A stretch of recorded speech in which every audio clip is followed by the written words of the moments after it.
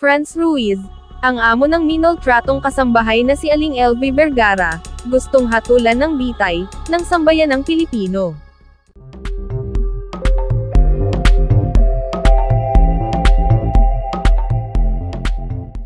So, bakit ang dami yung abogado? Wala po, Your Honor. Wala. Hindi, ang dami yung abogado. Bakit naka-afford kayo ng napakaraming abogado? Mga kababayan po namin yung iba, Your Honor. Libre? Hindi po, may bayad po. Ang aming may bayad din po. Okay. Magkano bayad? Ang acceptance po is 200,000, tapos yung... 200,000? Opo. Tapos pinangutangan lang po namin. Sinabi mo nung nakarampatinig, 10,000 lang. 10,000 po ang tuwing hearing po. Ha? 10,000 po tuwing kasama po namin sila. Pero ang acceptance nila sa amin sa kaso is 200,000. Buong kaso, 200,000 na binabayad mo sa law firm? Opo. Pinangutangan po namin yun para lang makakuha Pinautang kami. nyo? Talaga lang, ha? Totoo po. Sige. Mamaya ka. Ang inconsistent statements ni Franz Gracia Ruiz sa pagdinig ng Committee on Justice and Human Rights, ang naging dahilan kung kaya ay nakapiit siya sa kasalukuyan, sa detention facility ng Senado. Sa nasabing pagdinig, hindi napigil ang mailabas ng ilang senador ang kanilang inis kay Franz Ruiz, partikular ni Jinggoy Estrada at Raffy Tulfo, dahil sa mga pagsisinungaling ng mag-asawang Ruiz. Magkahalong lungkot naman at puot ang naramdaman ng mga senador, nang isalaysay ni Aling LV ang pagmamaltrato na ginawa sa kanya ni Franz. Pinagsamantalahan mo yung weakness niya.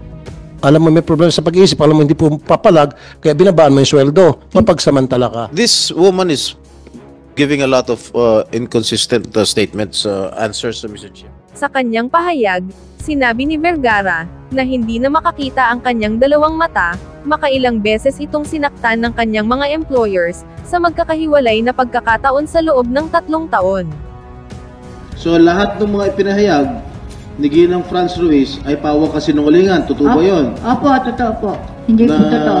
Gumagawa lang siya ng istorya na si Dodong ang nanakit sa'yo. Hindi po yan totoo. Si Ate Franz po talaga nananakit. Siya lang? Opo. Yung asawa? Hindi, paglasing lang po. Ano ginagawa sa'yo ng paglasing yung lalaking amo mo? Naninipa po. Sa kalisipa, anong parte ng katawan?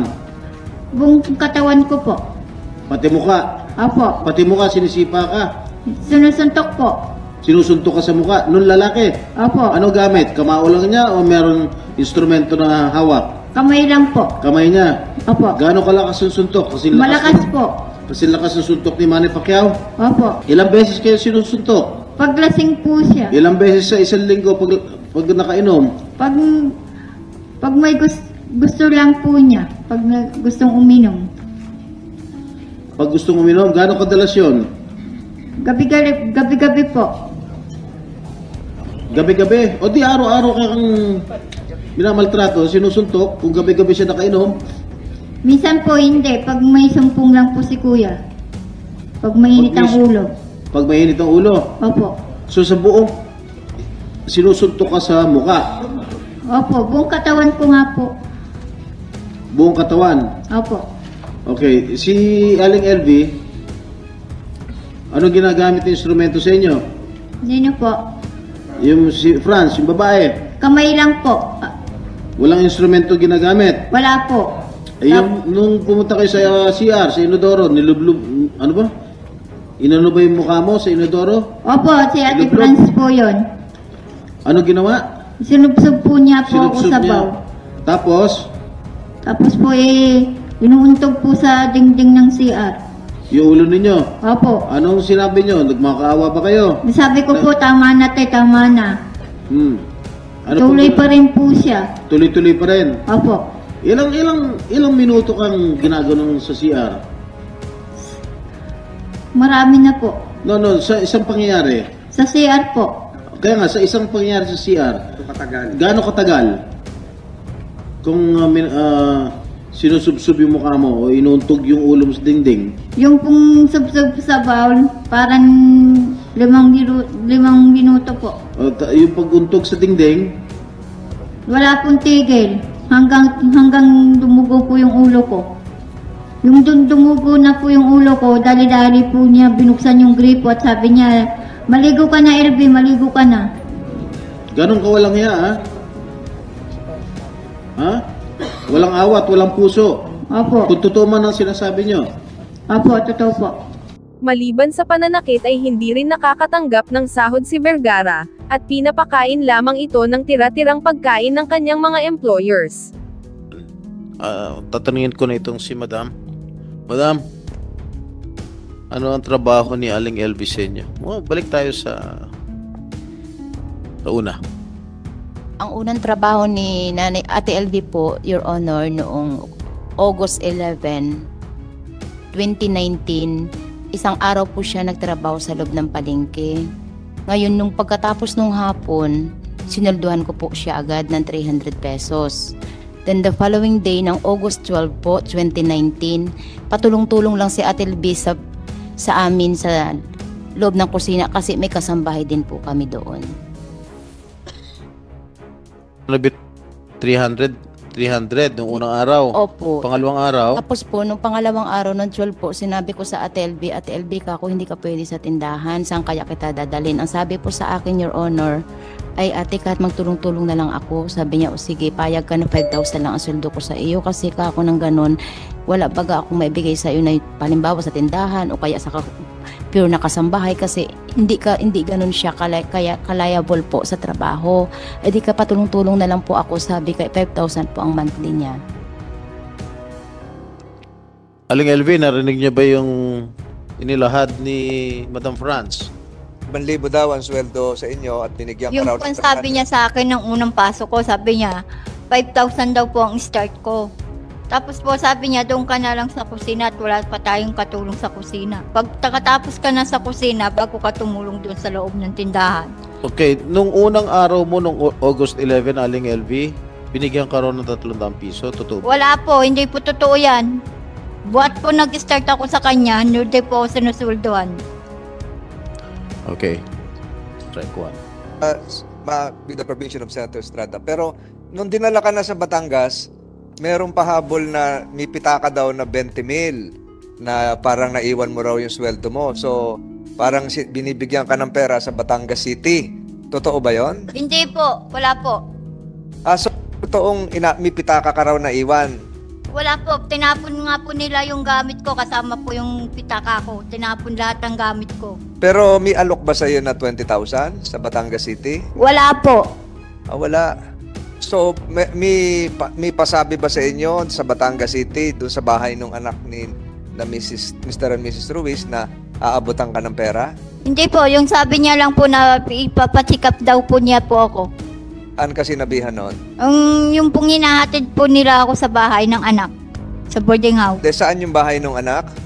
Sa Palyukan po. Saan yun? Saan yung Palyukan? Sa Batangas po. Batangas City, inalokan na ipagamot ka. Opo. Nandoon, sinabi kung magtatagal ka doon. Wala. Wala po. So, sa Batangas City, kaya napasama ka, sabi mo dati nung huling hearing, sinakay ka sa truck ng Sibuyas, nakarating ka sa Batangas City para ipagamot. Opo. So, ganun katagal ka tumigil sa Batangas City? 1 buwan po. 1 buwan. Tumulong-tulong ka rin sa paglilinis sa Batangas City? Opo, opo. Sabi niya po, magkumilos ka rin dyan para sabi niya, basta kumilos-kilos ka dyan, tulungan mo sa Ate Mariape mo. At sino Mariape? Ito pong... Yung katabi mo. So, ibig sabihin, nagtatrabaho ka rin sa Batangas City? Opo. Ayun, nagluluto ka? Hindi po, naglilinis lang po. Naglilinis, ayun. So, ibig sabihin yan, lumalabas yung trabaho mo sa Mindoro, nilipat lamang sa Batangas City kung saan pinangako ang karing ipagamot. Opo. Pinagamot ka? Pinagamot? Opo. Hindi ka pinagamot. Senator Estrada, you can continue. But just to remind our colleagues here that we'll be having an executive session. Yes, thank you, Mr. Chair. Kumusta naman si Aling LV bilang isang kasambahay, Madam? Si Ate LV po ay ang ano ko sa kanya, yung kapag halimbawa sa mga kasama niya, mahilig siyang gumawa ng kwento sa mga kasama niya, kaya nasasapok siya ng mga kasama niya daw. Sabi sa amin, opo, yun ang kwento sa amin. Tapos po, ang naglalagay siya ng madumi sa kapihan kasi sila po magkakasama sa likod dahil doon naman po ako nakapokus sa tindahan. Ayon sa mga doktor, marami ring tinamong sugat sa katawan si Nanay LV. Sa salaysay ni Nanay LV, madalas kapag nagkakamali siya, ay sinusuntok siya at inuuntog sa pader. May pagkakataon pa aniya, na isinabot siya sa sabitan ng mga karne, tulad ng ibinebenta sa palengke. Hindi siya makapagsumbong sa kanyang mga kamag-anak dahil kinumpiska ang kanyang cellphone. Nangako rin si Senador Jinggoy Ejercito Estrada, na gagawin niya ang lahat para panagutin ang mga amo nito, sa umano'y marahas at hindi makataong pagtrato sa kasambahay nilang si LV Vergara. Samantala, may bagong lumantad na naman na bagong testigo, na kung saan ay katulad rin ang sinapit na kalupitan sa kamay ng pamilyang Ruiz. Ito ay ang babaeng tinaga-umano ng itak ni Franz, at binugbog ng walang awa, katulad ng kay Aling LV. Lagi po akong kinukurot sa likod. Tapos pinipingol ang tainga. Araw-araw po ako napasok, araw-araw din po akong sinasaktan ng gayon. At araw-araw din ako minumura. Yung sabi, kayo ikaw pinasiswildohan ko, sayang nga ikaw sinapaswildo ko sa inyo, bagal na bagal yung kumilos. Nandito naman sa tabi ko siya. Hawak niya yung gulok. Ay ba't ginayon na lang po sa kamay ko? Ano dito, po yung ginayon? tinaga po sa kamay ko. Ako pong unang-unang kanoon yung lagi niya sinasaktan. Mabuti nga po hindi talim yung likod ng gulok. Kaya ngayon, ay agarang hustisya ang isinisigaw ng sambayanan, na kung saan ay hiniling nila, na bitay sana ang ibigay na kaparusahan sa ginawa ng pamilyang Ruiz. Kaya kung ikaw ang tatanuning, panghabang buhay ba na pagkabilanggo ang nais mong maging kaparusahan ni na Franz at Jerry Ruiz? O bitay ang gusto mong maging hustisya, sa ginawa nila kay Aling LV Vergara? I-comment lamang po ang inyong sagot.